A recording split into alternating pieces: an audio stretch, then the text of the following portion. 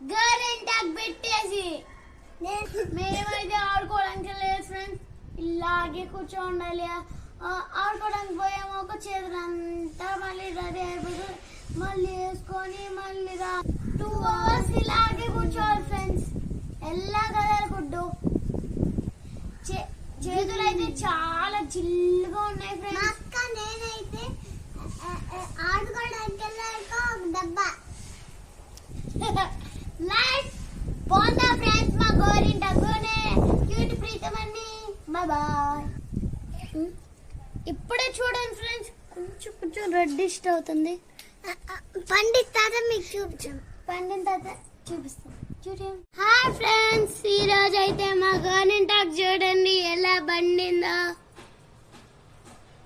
మీకు నచ్చితే ఇలా